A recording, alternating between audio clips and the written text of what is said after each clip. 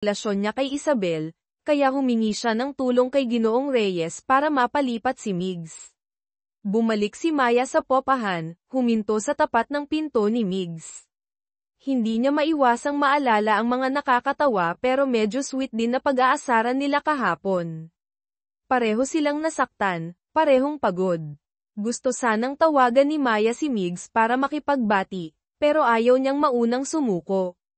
Sakto namang tumunog ang telepono niya. Si Migs. Sinabi niyang nakita niyang hindi maganda ang itsura ni Maya, kaya hindi na siya galit. Hindi na raw nito kailangang gumawa ng mga pampalubag loob. Tuwang-tuwa si Maya, tumakbo sa bintana para tingnan si Migs. Nakita niyang nakatingin din ito sa kanya. Nagkatitigan sila sa bintana habang nag-uusap sa telepono. Biglang naging medyo awkward at romantiko ang paligid. Lalo na nang magpaalam si Migs, malambing niyang sinabi, "Matulog ka na." Namula ang mukha ni Maya, bumilis ang tibok ng puso niya. Para itago ang kilig, mabilis niyang tinapos ang tawag. Kinabukasan, nagpatawag ng pulong si Migs, inanunsyo ang plano na sa susunod na taon ay mag-i-import ng bagong potato variety mula Amerika, ang Masa, para sa produksyon ng potato chips, papalitan ang kasalukuyang ginagamit na patatas diwa.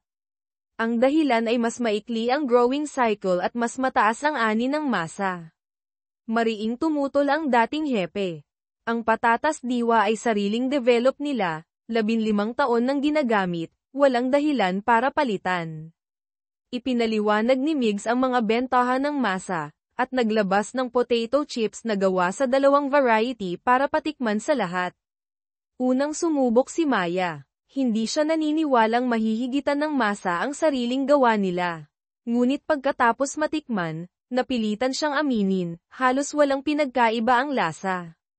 Para ipagtanggol ang produkto ng center, tumakbo si Maya sa laboratorio at kinuha ang bagong variety na develop nila, ang Hiraya. Kaya rin ng Hiraya ang ani ng masa. Next year, malawakang testing na. Sa susunod na taon pwede nang i-register. Nang makitang nagdududa pa rin si Migs, hinailan niya ito para personal na makita ang taniman ng Hiraya. Maliit ang espasyo sa loob ng pick-up, silang dalawa lang, kaya medyo naiilang si Maya. Kaya naman, nagsimula siyang magsalita ng walang tigil tungkol sa kahalagahan ng pagsuporta sa lokal na varieties. Sa kalagitnaan ng pagsasalita, naalala niya ulit ang sitwasyon niya na malapit ng matanggal, humina ang boses niya. Wala na siyang karapatang magsalita tungkol sa kinabukasan ng center. Sinabi niyang naiintindihan niya ang posisyon at prinsipyo ni Migs, pero sinusubukan pa rin niya sa huling pagkakataon. Mahal niya ang trabaho niya, maaari pa ba niyang hilingin na pag-isipan ulit ni Migs ang pagtanggal sa kanya? Kinaumagahan, nagising si Maya sa loob ng sasakyan. Nakita niyang nasa labas na si Migs, nagsusuri ng mga tanim. Tahimik siyang lumapit at nagsimulang magtrabaho kasama nito, may halong pagod sa mukha. "Direktor, yan pong tinitingnan niyo ay kamote, hindi patatas," reklamo niya. "Hindi niyo nga makilala ang tanim, tapos kayo ang direktor." Pagkatapos, inayos niya ang headlamp ni Migs at itinuro ang tamang taniman ng patatas. Pagsikat ng araw, dumating ang mga katrabaho sa center, at nagulat nang makita sina Maya at Migs na natutulog sa loob ng pick-up, magkahawak pa ang mga kamay. Agad silang nagkumpolan para tingnan, kumpirmadong hindi lang simpleng magkatrabaho ang dalawa.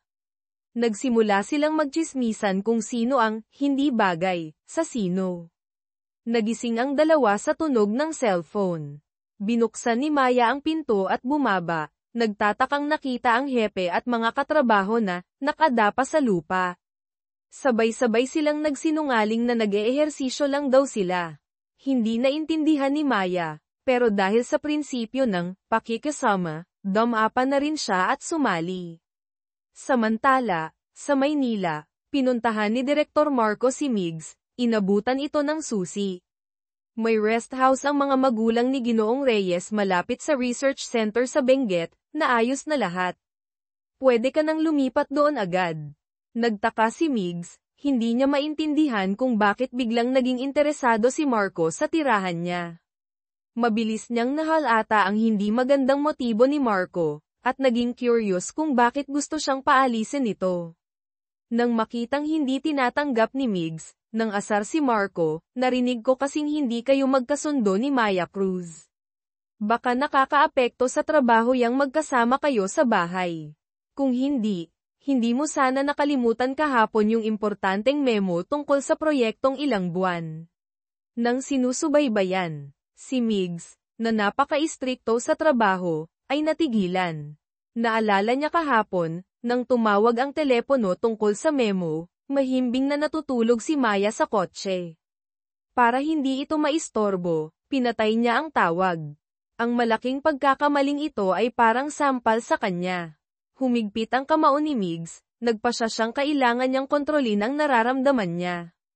Kinagabihan, nakita ni Maya mula sa bintana na bukas pa ang ilaw sa kwarto ni Migs, kaya tinawagan niya ito. Tinitigan ni Migs ang screen ng telepono ng matagal, ngunit hindi sinagot. Nagtaka si Maya, pumunta siya at kumatok sa pinto ni Migs, tinanong kung bakit hindi niya sinasagot. Malamig na nagsinungaling si Migs na hindi niya nakita ang tawag.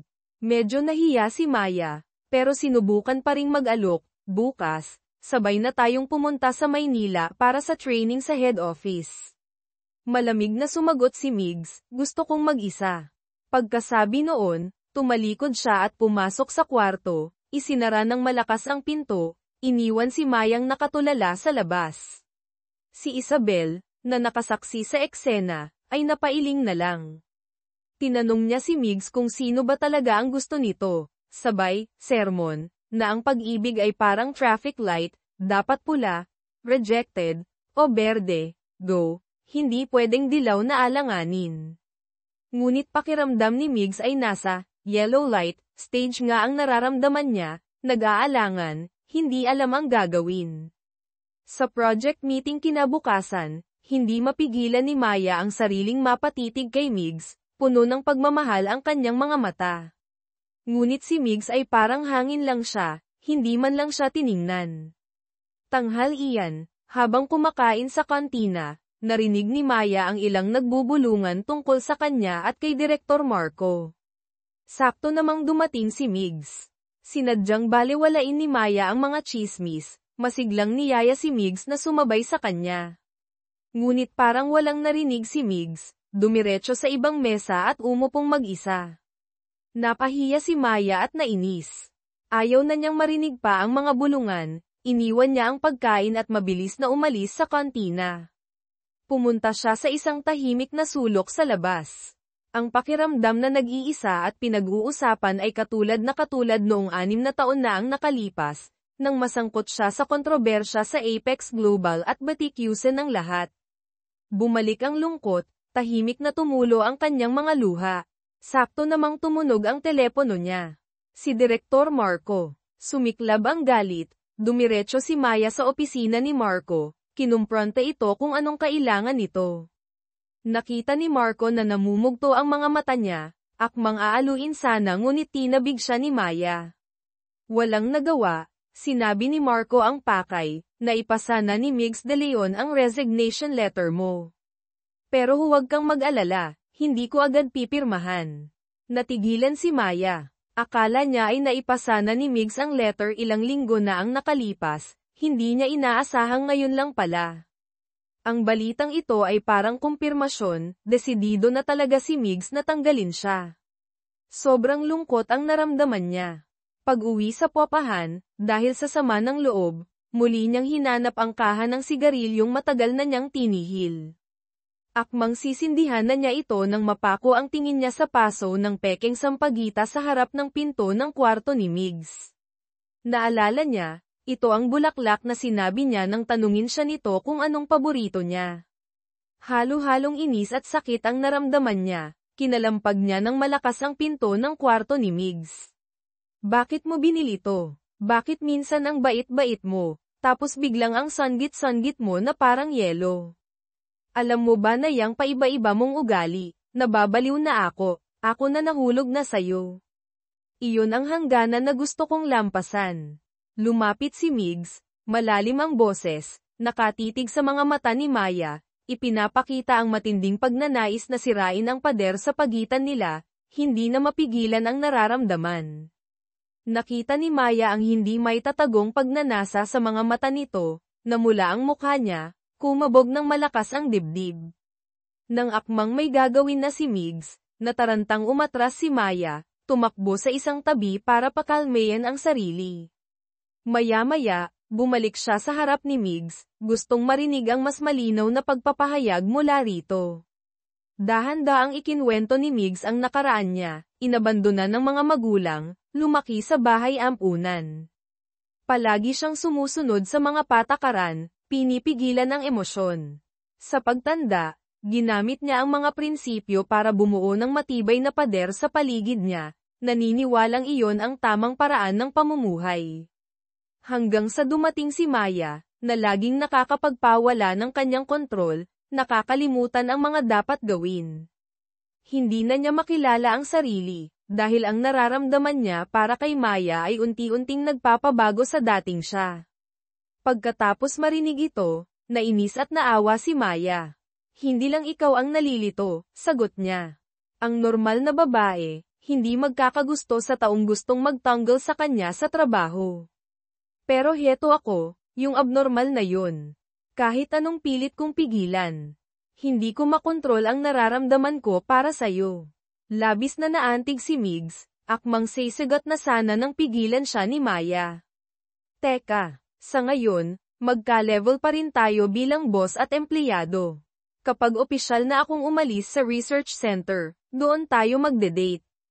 Inabot pa niya ang hinliliit, nag-aalok na pansamantalang paghiwalayin ang trabaho at personal na buhay. Nang magdikit ang mga daliri nila, parang may kuryenteng damaloy sa katawan ni Migs. Hindi niya napigilan ang sarili, muntik na niyang halikan si Maya. Muling natarantang tumakbo si Maya pabalik sa kwarto niya.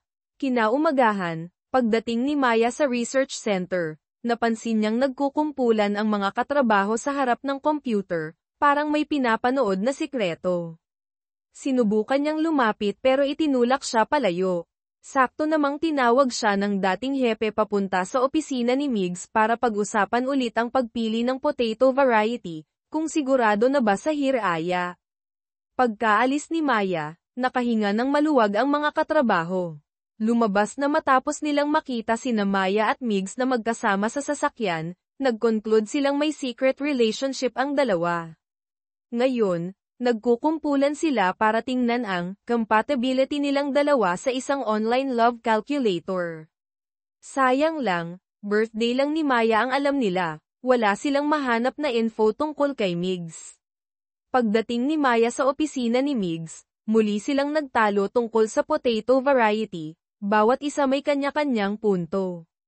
Sa gitna ng tensyon, biglang nagtanong si Migs, galit ka pa ba sa akin? Sumagot si Maya, pilit na pinoprofesyonal ang boses, kaya kung paghiwalayin ang trabaho at personal na buhay. Pero sa usaping potato variety, hahanap ako ng paraan para talunin ka. Buong araw, nag-focus si Maya sa paghahanap ng data para patunayan ang potensyal ng hiraya. Hindi siya nakita ni Migs. Pagkatapos ng trabaho, natagpuan din niya si Maya na abala pa rin sa opisina. Akmang magpapatuloy na naman sana si Maya sa argumento nang mag-alok si Migs, mag-date tayo. Sabay silang lumabas para maghapunan. Sa daan, hindi nila mapigil ang magtalo ulit tungkol sa patatas. Napailing si Migs, itinigil ang sasakyan sa gilid ng daan, malambing na tiningnan si Maya at humingi ng paumanhin sa pagiging masyadong makulit. Parang suntok sa buwan ang naramdaman ni Maya. Nainis na binuksan ang pinto ng kotse at bumaba, nagdeklara na ayaw na niyang kumain.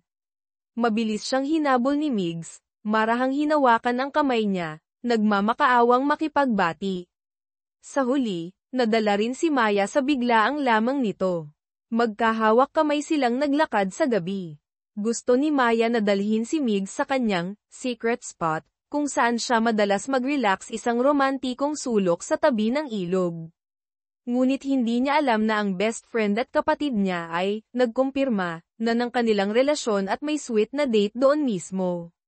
Nang marinig ang boses ni Maya at Migs na papalapit, mabilis na hinayla ng best friend niya ang kapatid para magtago sa mga halaman. Nakita ni Migs ang wine at masasarap na pagkain na nakahanda sa mesa. Inakala niyang espesyal itong inihanda ni Maya para sa una nilang date, puno ng pasasalamat ang puso niya. Si Maya naman ay nagtataka, palinga-linga na hinahanap kung sino ang may-ari ng romantikong setup. Sa sandaling iyon, nakita ni Migs ang isang liham sa mesa, inakalang para sa kanya ito mula kay Maya, kaya binuksan niya ito. Pagkabasa sa nilalaman, nagbago ang itsura niya, natakot at tumakbo palayo. Dinampot ni Maya ang liham at binasa. Nakasulat doon ang mga napakabastos at malalaswang salita, may gagawin ba tayong exciting mamayang gabi, mahal, kasama ang mga hindi kaaya-ayang suhestyon. Sumigaw si Maya na hindi siya ang nagsulat, pero wala na si Migs. Nang makalayo si Maya, usisero namang tinanong ng kapatid niya ang best friend kung ano ang laman ng sulat. Ngumiti ito ng nakakaloko, sinabing love letter niya iyon para sa kapatid, at ibinulong ang mga salita sa tainga nito.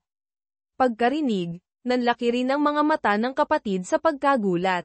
Kinabukasan sa trabaho, nagmamadaling nagpaliwanag si Maya kay Migs tungkol sa nakakadiring sulat. Hindi ako nagsulat noon. Pro Misa. Oo. Aaminin ko, may gusto ako sa'yo, at oo, nagkaroon din ako ng mga, medyo hindi inosenteng iniisip, pero hindi naman ako ganon ka-pervert para isulat yung mga yun. Tsaka, diretso niyang sabi, normal lang naman mag-imagine kapag may gusto ka sa isang tao, pero yung mga imahinasyon ko tungkol sa ating dalawa, wholesome naman, swak sa GMRC. Hindi pa natatapos magsalita si Maya nang may narinig silang malakas na kalabog sa likod. Si Mang John, TTRUNG John, ang tagapamahala ng taniman, ay lumabas mula sa likod ng ref, may hawak na patatas. Kinailangan ni Maya at Migs na magdala ng basket ng prutas sa bahay ni Mang John para manuhol. Pilit na itinatanggi ni Maya ang relasyon nila, ngunit prank ang umamin si Migs, opo, kami na po. Sana po sikreto lang natin. Nanghihinayang na napakamot si Mang John sa ulo, nako.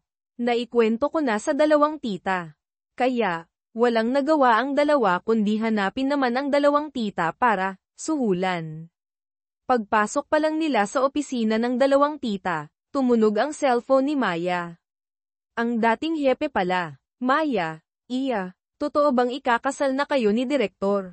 Nataranta si Maya, mabilis na bumalik sa common office, akmang magpapaliwanag ng matuklasang alam na pala ng lahat, at tinatawag na siyang, aso girl. Lumabas na dati pala siyang nagsabi na kung magkaka-office romance ulit siya, tatawagin siyang aso. Ngayon, napako ang pangako niya, kaya tinanggap na lang niya ang bagong palayaw. Si Migs, ngayong alam na niyang lantad na ang relasyon nila, ay naging mas comfortable.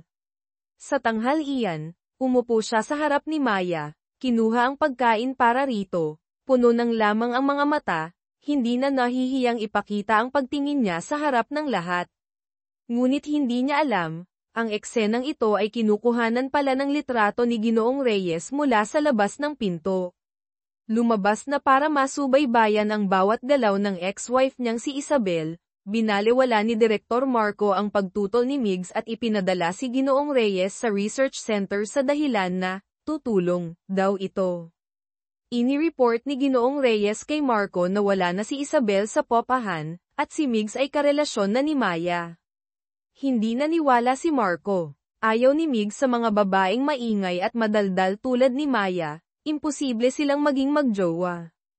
Ipinadala ni Ginoong Reyes ang litratong kinuha niya, sinabing narinig pa niya mismo si Migs na umamin. Agad na tinawagan ni Marco ang isang direktor sa head office, tinanong kung natatandaan pa ba nito si Kim Maya mula sa Product Planning Department 6 na taon na ang nakalipas. Samantala, ang kapatid ni Maya ay hindi pa rin kumbinsido na bagay sina Migs at ang ate niya. Nag-aalala siyang sasaktan lang ni Migs si Maya, kaya kinausap niya ito ng masinsinan. Ikinwento niya kung paano anako ni Maya ang responsibilidad sa pamilya simula nang mamatay ang ina nila, at nakiusap na huwag itong sasaktan. Seryosong nangako si Migs na poprotektahan at aalagaan niya si Maya. Para makuha ang loob ng future brother-in-law, tinulungan pa ni Migs ang kapatid ni Maya sa pag-manage ng finances ng popahan. Natuklasan niyang hindi man lang nito alam ang basic cost and profit calculation. Gumawa si Migs ng detalyadong spreadsheet, at pinahanap sa kanya ang dahilan kung bakit hindi kumikita ang popahan.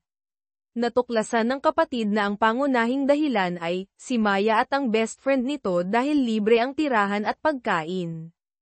Kaya gumawa siya ng makasaysayang desisyon, simula sa susunod na buwan, kailangan na nilang magbayad ng renta at pagkain. Nag-analyze sina Maya at ang best friend niya, imposibleng naisip ito ng kapatid niya mag-isa. Siguradong si Migs ang nasa likod nito. Bilang ganti, pinalayas nila ang kapatid at si Migs sa bahay. Para mapatawad ni Maya, kinailangang sundin ni Migs ang childish na gusto nito.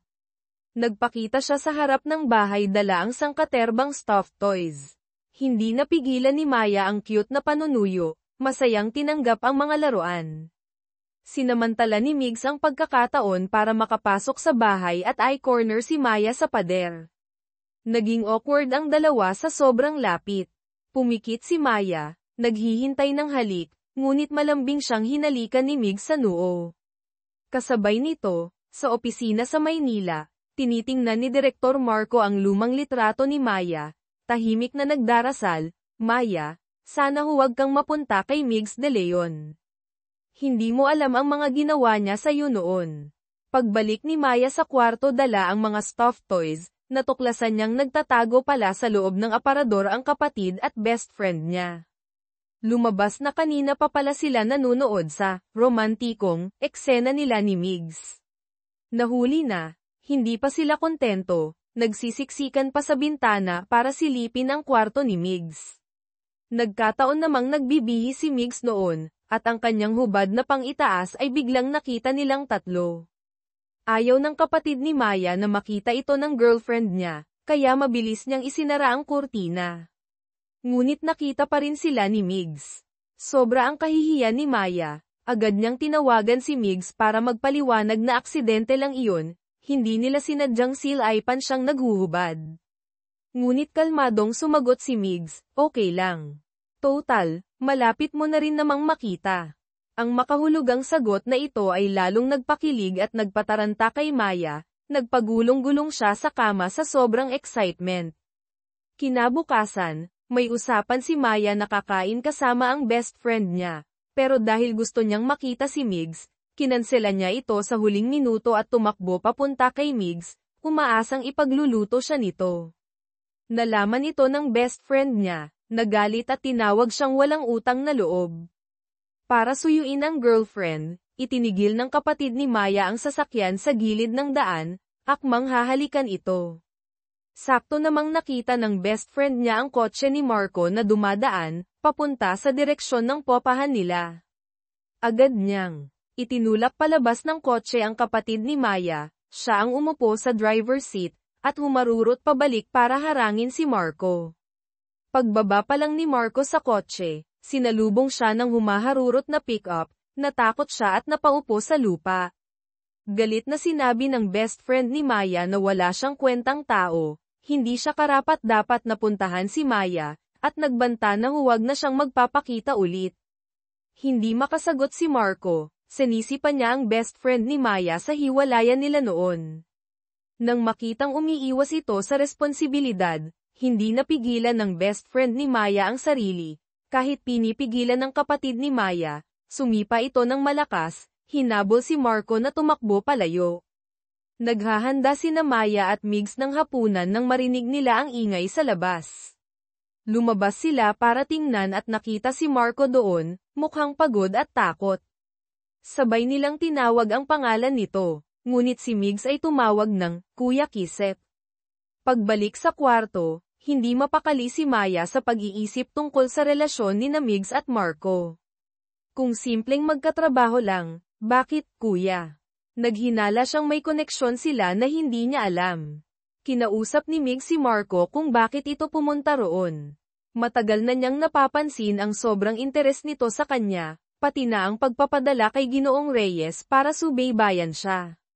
Nagsinungaling ulit si Marco, sinabing interesado lang siya kay Migs para malaman ang kinaroroonan ni Isabel, sabay tanong kung totoo bang sila na ni Maya. Nang makumpirma, agad na ginamit ni Marco ang dahilan ng trabaho, pinayuhan si Migs na iwasan ang office romance dahil makakaapekto ito sa career. Hindi malinaw kay Migs ang tunay na motibo ni Marco, ayaw na rin niyang makipagtalo pa, kaya humanap siya ng paraan para paalisin ito. Tinawagan ni Migs si Maya para sabihing kakain na sila. Si Maya, nagulong-gulo pa rin ang isip, ay nagsinungaling na may pupuntahan siya para tanggihan ang imbitasyon. Nagdadalawang isip siya kung sasabihin ba niya kay Migs ang tungkol sa nakaraan nila ni Marco. Pinayuhan siya ng kapatid na huwag na, dahil walang gustong malaman ng karelasyon ang hindi magandang nakaraan. Sinabi naman ng best friend niya na mas mabuting siya na ang magsabi kaysa marinig pa ni Migs sa iba. Dahil litong-lito, nagpasya siyang umiwas muna kay Migs. Hating gabi, umalingaw-ngaw ang anunsyo mula sa sound system ng barangay, "Atensyon, atensyon." Nawawala na naman ang guya ni Aling Hong. Pakiusap sa lahat ng residente na tumulong sa paghahanap. Mabilis na nagpunta sina Maya at ang dalawa niyang kasama sa meeting point kasama ang ibang taga-barangay. Hahanda na sana silang maghiwa-hiwalay para maghanap nang biglang dumating si Migs, kumpleto sa gamit na flashlight, bota, at kapote, handang sumali sa paghahanap. Napatawa si Maya, tinukso si Migs, "Nawawalang guya lang po iyan, Direktor, kailangan po ba talagang parang sasabak sa gyera ang prostitute?" Medyo nahiya si Migs, ipinaliwanag na lumaki siyang laging handa sa lahat ng sitwasyon. Sinamantala ni Maya ang pagkakataon para humingi ng tawad sa pagtanggi niya sa hapunan kanina. Malambing na sinabi ni Migs na nakita niya ito sa loob ng pahingahan kanina pero hindi niya ito binuking. Naniniwala siyang may dahilan si Maya. Naantig si Maya sa pagiging maunawain ni Migs. Sasabihin na sana niya ang totoo tungkol sa nakaraan nila ni Marco nang maputol ito ng isang mi. Lumitaw ang guya sa harap nila, pero nang lapitan nila ito, natakot itong tumakbo. Matalinong kumuha si Migs ng asin mula sa kanyang backpack, na lagi niyang dala para sa electrolytes, at naakit niya ang guya pauwi kay Aling Hong. Nilagyan pa niya ito ng maliit na GPS tracker sa leeg para madaling mahanap sa susunod. Nakita ni Maya si Aling Hong na umiiyak sa tuwa habang yakap ang guya, naramdaman din ni Migs ang kakaibang init sa puso. Ipinaliwanag ni Maya na may Alzheimer si Aling Hong at itinuturing na anak ang guya. Dahil kay Migs, natulungan nila ito ngayong gabi. Pagbalik sa popahan, hinanap ni Maya ang best friend at kapatid niya. Itinulak niya ang pinto ng kwarto ng kapatid, akmang aasa rin ito, nang matigilan nang makita ang anino ng babae sa kama nito. Malinaw na naistorbo niya ang lakad ng dalawa. Mabilis niyang isinara ang pinto at kumatok naman sa kwarto ng best friend niya, para ibalita ang kagulat-gulat na may babae ang kapatid niya. Ngunit walang tao sa kwarto nito. Tinawagan niya ang best friend, ngunit nagulat siyang marinig ang ringtone nito, mula sa loob ng kwarto ng kapatid niya. Muling pumasok si Maya sa kwarto ng kapatid, at nahuli ang dalawa na nagmamadaling nagbibihis. Hindi siya makapaniwala. Ang best friend at kapatid niya na parang tunay na pamilya na ang turing niya ay magkarelasyon. Hindi niya matanggap ang katotohanan. Kahit anong paliwanag ng dalawa na mahal nila ang isa't isa, pakiramdam ni Maya ay pinagtaksilan siya. Sa sobrang galit, nagpasya siyang maglayas. Nahulaan ng kapatid niya na pupuntahan ni Maya si Migs, kaya mabilis siyang kumatok sa kwarto nito at iniabot ang gamit ni Maya. Matapos marinig ang buong kwento, natagpuan ni Migs si Maya na nakaupo mag-isa sa greenhouse ng research center. Giit pa rin ni Maya na hindi tunay ang pagmamahalan ng dalawa, baka dala lang ng lungkot at pagkakataon. Matiyag ang pinakinggan ni Migs ang mga hinaing niya, Pagkatapos ay sinabing hindi siya pwedeng matulog sa greenhouse. Nag-alok siya, gusto mo, samahan kitang maglayas. Naantig si Maya sa lamang at pag-aalala ni Migs. Para siyang isang matamis na candy na nagpainit sa puso niya. Hindi ako malambing, bulong ni Migs, puno ng kahulugan ang mga mata, umaatake ako. Parang nasa ulap na sumunod si Maya kay Migs papunta sa isang malapit na hotel. Iniisip ang mga posibleng mangyari, kumakabog ng malakas ang dibdib niya. Pinakalma niya ang sarili, matanda na tayo, ano bang kinakatakot ko? Pagkatapos maligo, lumabas siya ng banyo, nauutal na nagtanong, dapat ba, mauna akong maligo? Ibig sabihin, si Migs dapat ang mauna. Inabutan siya ni Migs ng malinis na tuwalya, sinabing gawin niya ang gusto niya, pero siya, aalis na. Nadismaya si Maya, inakusahan si Migs na pinaglalaroan na naman siya. Tinitigan siya ni Migs sa mata, seryosong sinabi, hindi pwede ngayong gabi. Hindi maganda ang mood mo, puro kapatid mo at best friend mo ang nasa isip mo. Naintindihan ni Maya na iniisip lang siya ni Migs. Lumapit siya, niyakap ito, may halong pagtatampo, sa susunod na akitin mo ulit ako ng ganito. Hindi pa siya natatapos, bamulong ulit si Migs sa tainga niya. Sa susunod, wala ka ng oras para magalit. Muling kinilig si Maya kay Migs. Hindi niya akalain na ang lalaking ito na puno ng prinsipyo ay magaling din palang magpakilig. Palagi siyang talo sa mga banatan nilang dalawa, pero buong puso niya itong tinatanggap. Kinabukasan, tinawagan ni Isabel si Marco para makipagkita. Pagkakita pa lang, hiniling niyang yakapin siya ni Marco. Nang mag-atubili si Marco, si Isabel na ang yamakap dito. Sakto namang dumating sina Migs at Maya sa head office para sa meeting. Pagbukas ng elevator, natigilan silang dalawa nang makita sina Marco at Isabel na magkayakap. Nagulat na tinawag ni Migs si Isabel.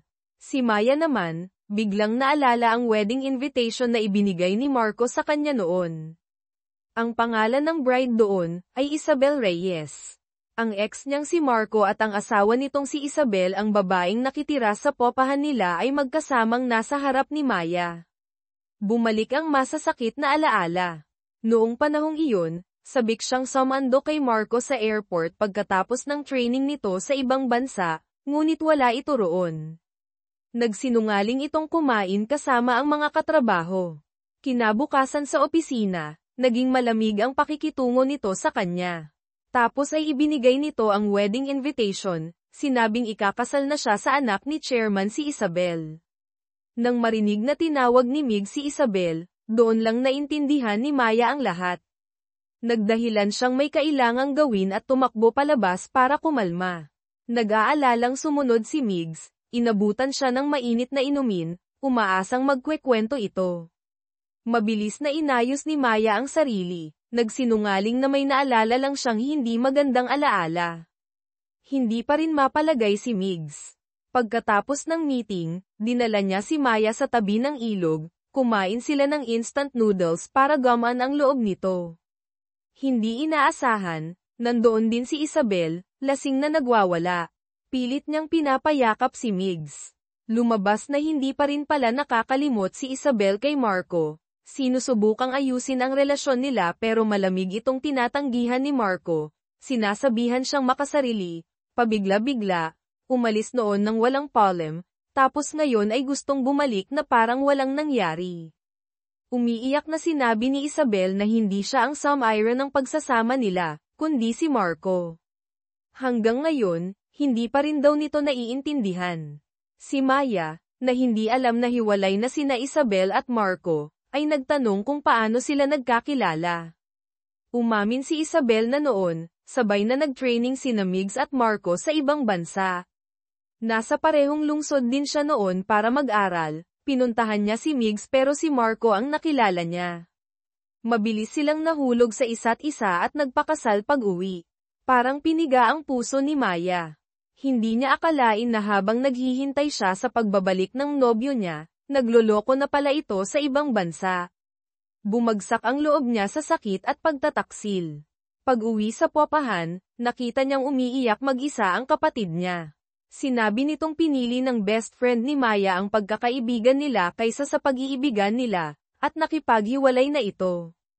Doon lang napagtanto ni Maya na ang mga salita at kilos niya ay nakasakit sa dalawang pinakamamahal niyang tao. Puno ng pagsisising hinayla niya ang kapatid para hanapin ang best friend niya at makipag-ayos. Si Migs, na laging nakabantay kay Maya, ay nagpumilit na sumama. Para hindi maistorbo ang pamilya ng best friend niya, nagplano silang tatlong umakyat ng bakod. Ngunit pag-akyat pa lang ni Maya sa pader, nakita sila ng dalawang estudyanteng dumadaan, inakalang magnanakaw at tinawag ang pulis.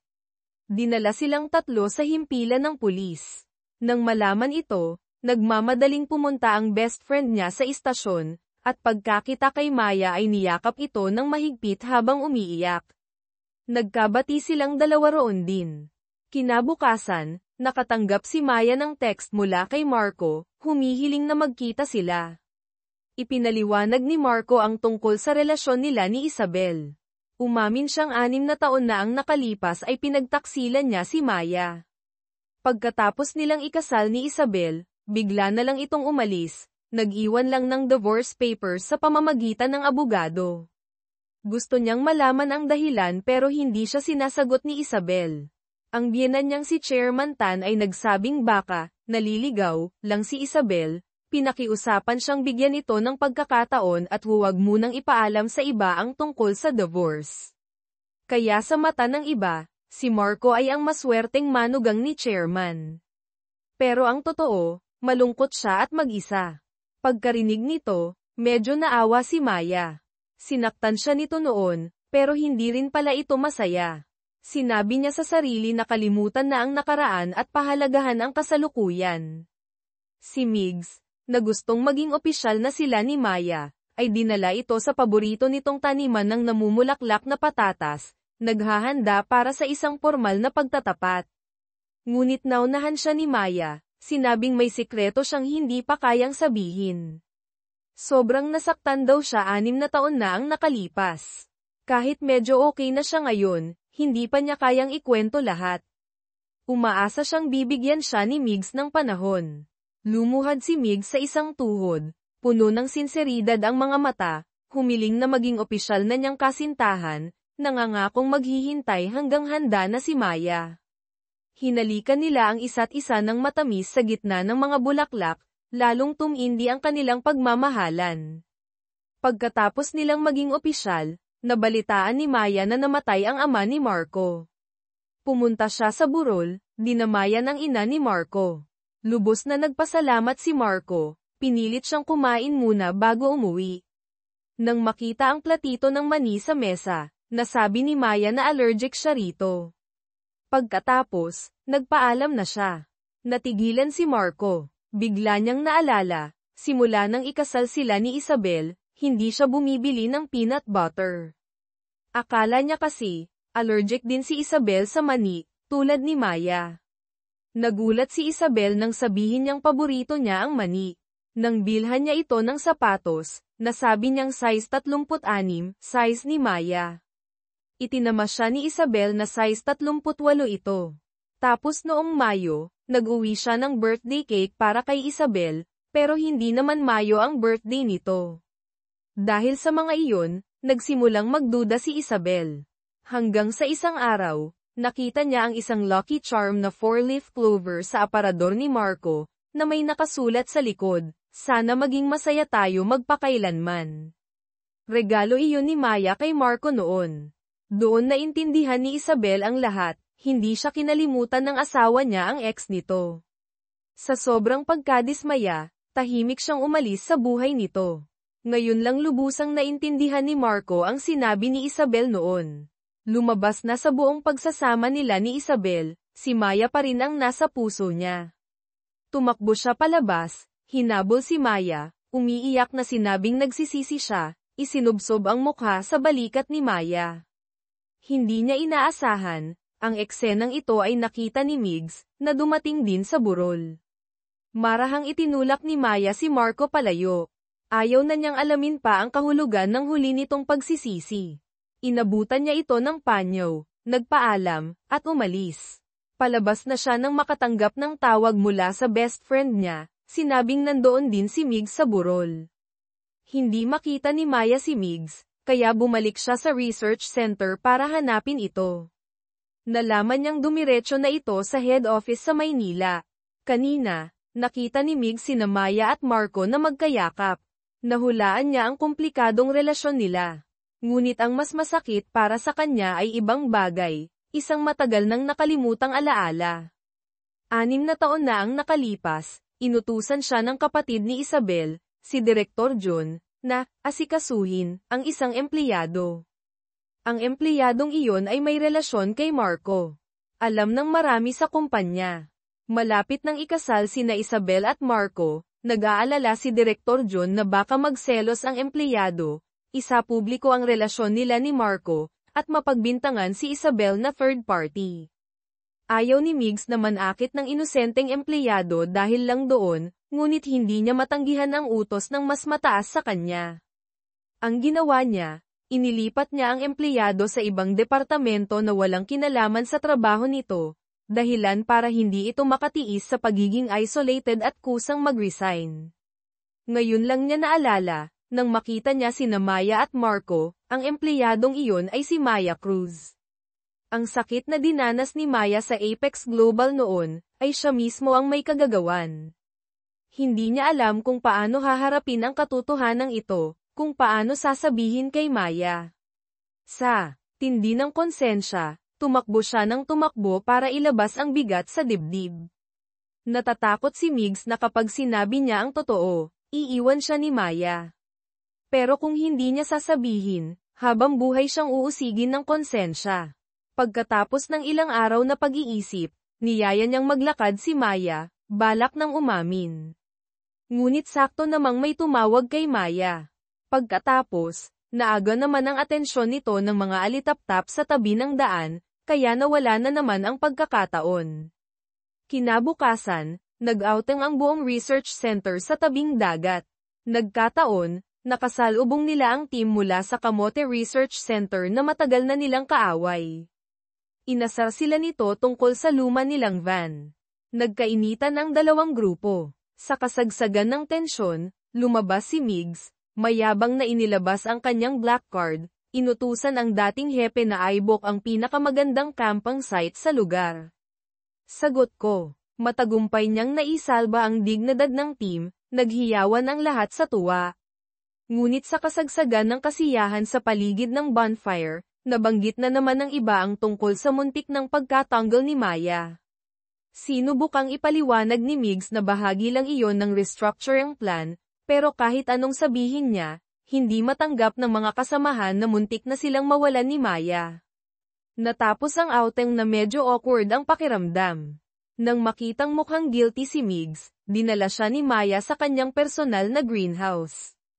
Inalo niya ito, sinabing kahit matanggal siya sa center, hindi niya iiwan ang pag-aaral sa patatas. Naiintindihan niya ang desisyon ni Migs noon ay para sa trabaho, sana ay huwag na itong makonsensya. Total, si Migs ang nagpasaya sa kanya ngayon, ang pinaka-importanteng tao sa buhay niya. Lalong nasaktan si Migs sa mga sinabi ni Maya. Hindi na niya kinaya ang bigat ng kasalanan, nakiusap kay Maya na bigyan pa siya ng panahon. Pagkasabi noon, hindi na niya napigilan ang sarili at mabilis na tumakbo palayo. Nagtatakang naiwan si Maya, hindi maintindihan kung ano ang malaking sikretong itinatago ni Migs. Nang pumunta siya sa Maynila para sa meeting, muli niyang nakausap si Marco. Muling sinabi ni Marco na totoo ang pagsisisi niya, pero hindi na siya aasang magkabalikan pa sila dahil mas masasaktan lang si Maya. Bago umalis, nagpaalala ito, huwag kang masyadong magtiwala kay Migs de Leon. Lalong na-curious si Maya. Gusto niyang malaman kung ano ang ikinababahala ni Migs. Nag-text siya rito, sinabing hihintayin niya ito sa harap ng popahan.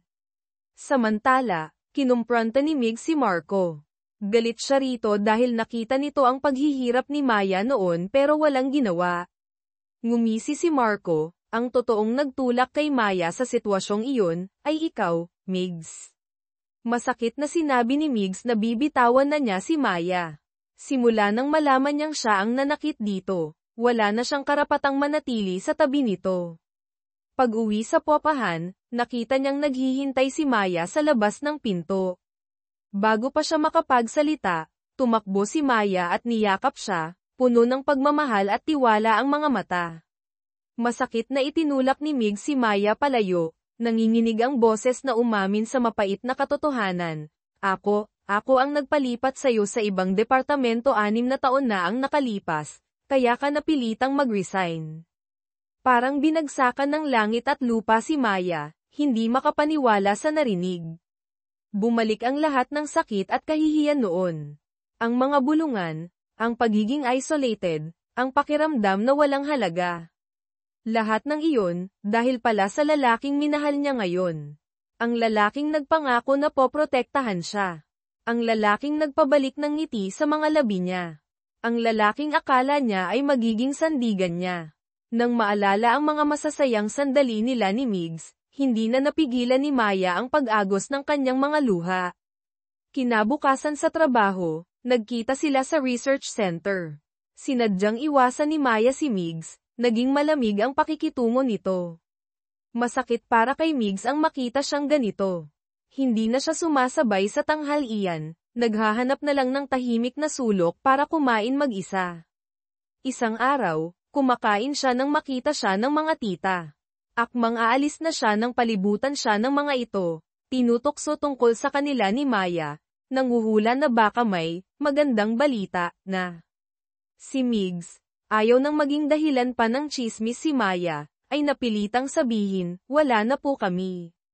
Naghiwalay na po kami. Sana po huwag na nating pag-usapan pa. Ang mga tsismosang tita ay agad na ipinostang breaking news na ito sa group chat. Lahat ng mata ay napunta kay Maya, puno ng pagtataka at awa.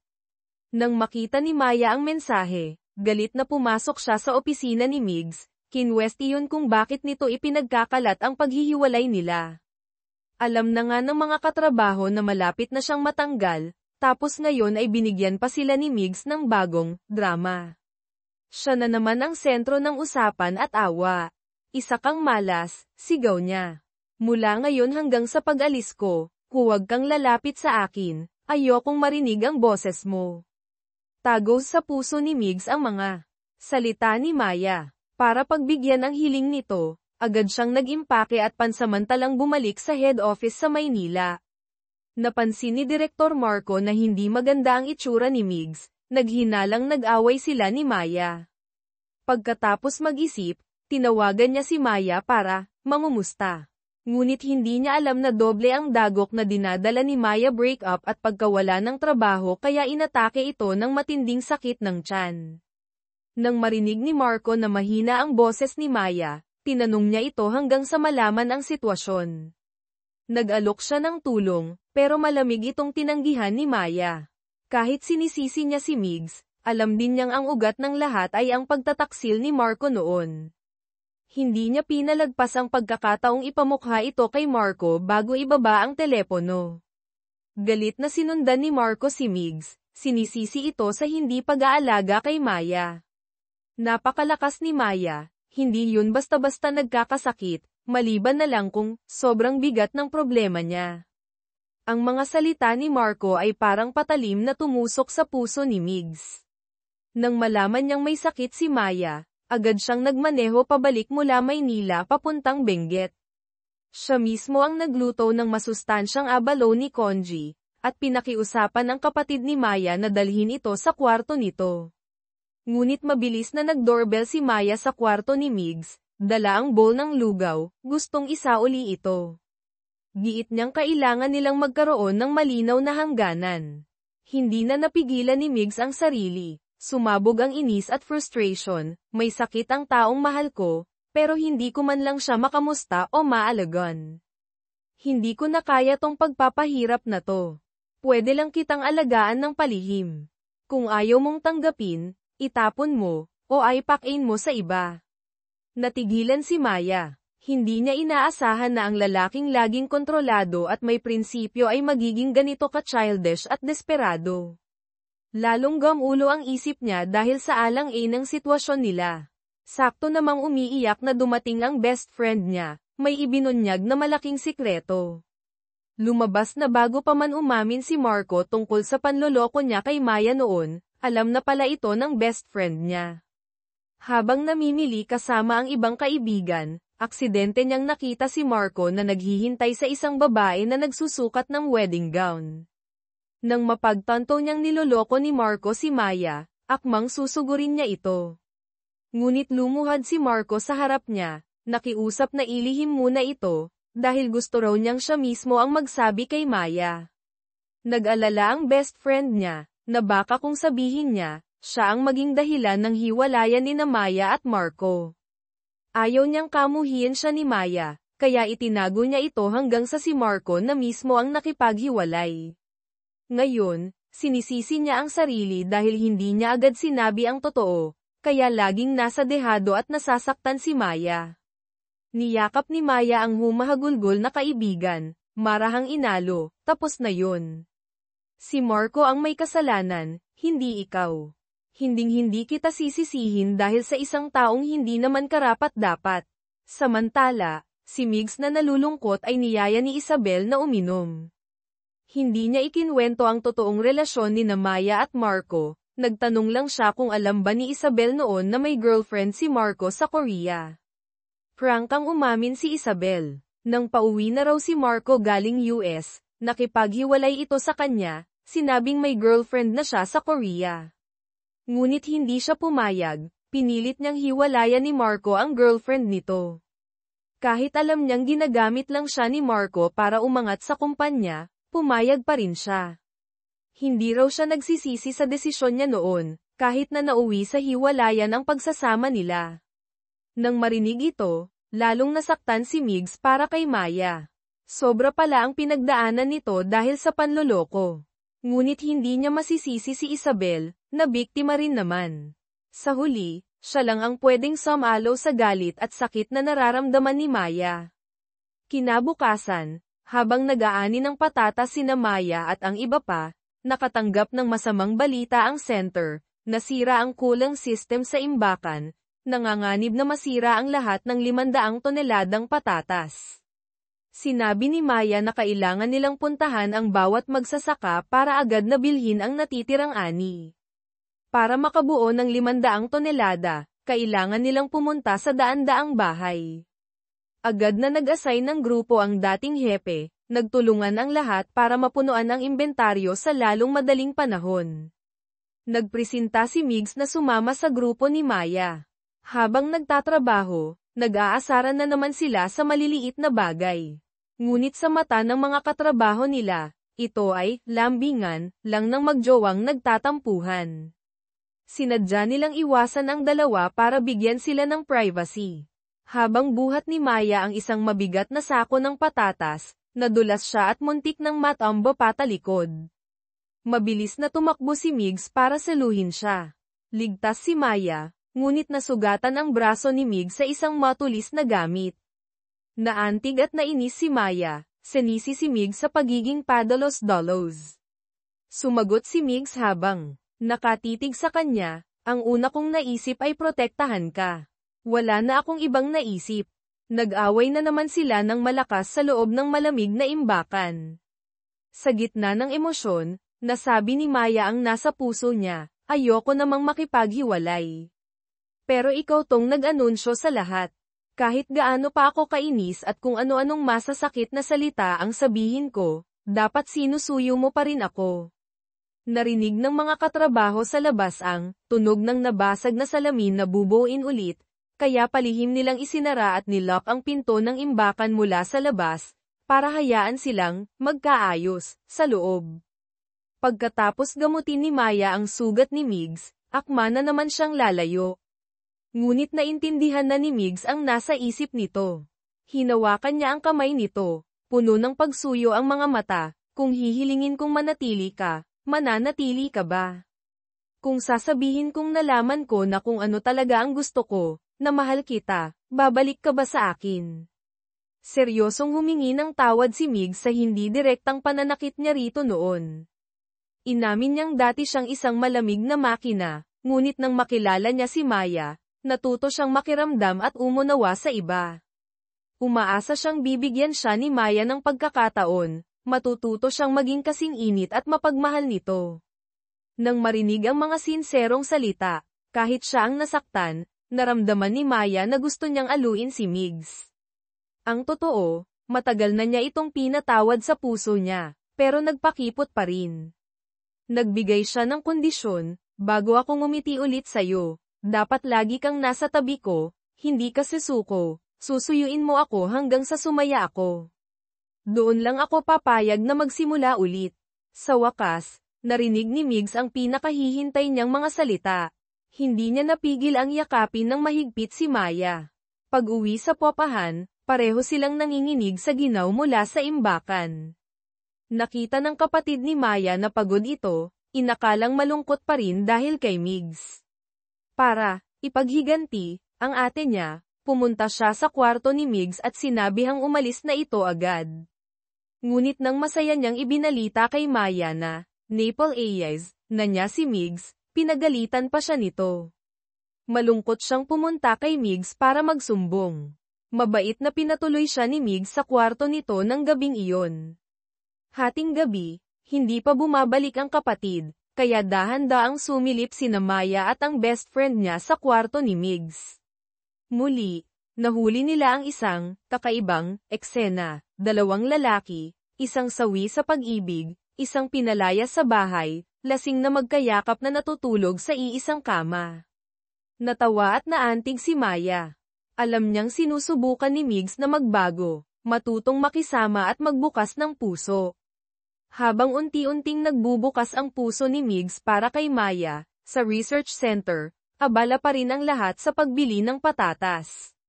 Si Migs, gamit ang kanyang negotiation skills at dating training bilang Special Forces, ay nakadil sa isang malaking korporasyon, na ang chairman ay dati ring Special Forces, at nakabili ng mahigit 70 toneladang patatas sa isang hapon lang. Humanga si Maya sa kanya. Ngunit nang maalala niyang malapit na siyang umalis, hindi niya maiwasang malungkot at sisihin ang tadhana. Nang marinig ang hinaing niya, prangkang inamin ni Migs na nagsisisi rin siya sa desisyong tanggalin ito. Sa panahong magkasama sila, nalaman niya kung gaano kahalaga si Maya sa center. Sinabi ni Maya na okay lang siyang mawalan ng trabaho, kaya walang kwenta ang pagsisisi ngayon. Ngumiti si Migs, sinabing palagi itong kakaiba, pero iyon ang nagustuhan niya rito.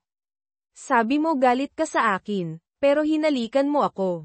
Palagi mo akong inaasar at pinapahirapan, pero ikaw ang unang humihingi ng tawad. Naiinis ka sa maliliit na bagay, pero ikaw ang laging umaalo kapag nagkakamali ako. Umamin din si Maya na nalulungkot siya kapag naiisip niyang aalis na siya, pero kapag naaalala niya ang ngiti ni Migs, nawawala siya sa sarili na parang tanga. Gayunpaman, iginiit pa rin niyang baka, awa, lang ang nararamdaman ni Migs, hindi pagkilala sa kakayahan niya. Nagtalo na naman sila. Para patahimikin si Migs, bigla niya itong hinalikan. Natigilan si Migs saglit. Pagkatapos ay mabilis siyang hinayla palapit, hinawakan ang mukha niya, at ginantihan ito ng isang masidhi at mapusok na halik.